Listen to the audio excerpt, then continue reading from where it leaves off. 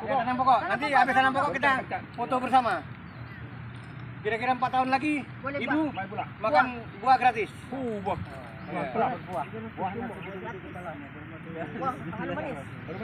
Ya. Ah, timbun.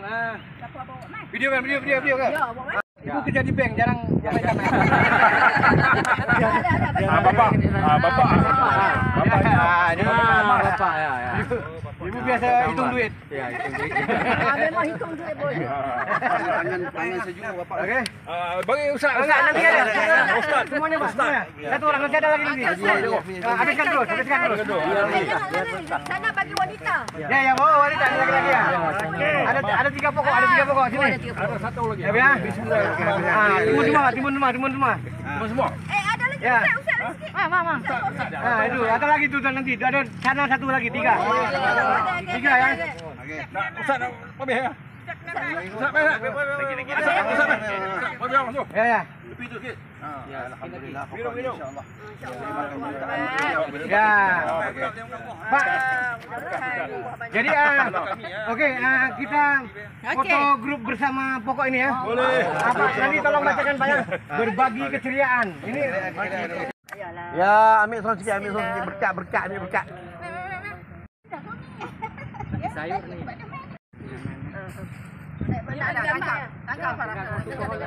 Tangkap ya Mbak ya. Pegang. Okey. Kita pegang. Okey. Apa ni? Okey.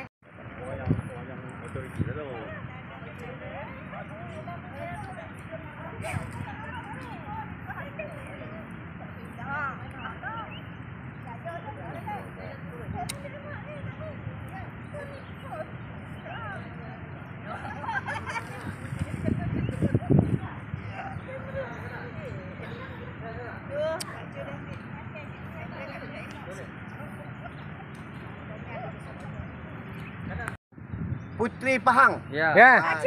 Aceh. Ya. Jadi sempena itu kami diberi penghormatan untuk tanam pokok harum manis. Jadi insya-Allah Gratis. 4 tahun ke 5 tahun lagi kita main makan free ya di sini. Ni. Ambil gambar tu sikit, ambil gambar ni sikit bagi dia nampak tempat ni. Insya-Allah kita main. 4 tahun akan datang kita main pula. Kita main makan buah ni ya. Lepas itu kita balik. Kita buat rujak. Bismillahirrahmanirrahim. Ambil gambar. Ya. Okey. Bagi keceriaan. Ini. Kami tanam pohon dari Maya Travel. Ya, sumbangan please. Bacakan. Maya Travel. Sini. Berbagi keceriaan. Ya, tolong bacakan, Pak. Berbuat kebajikan untuk dunia. Terima kasih, Pak. Maya never forever. Oke, Pak. Idea. Wah, Pak. Iya. Maya Travel. Oke. Please bantu kami tanam pokok. Baik. Sudi quality tour. Iya, Pak. Lembaga Aceh International Indonesia. Terima kasih. Quality cawan Aceh. Oke, ya Pak ya, tumbuh ya Pak ya. Tahun depan kita makan buah gratis.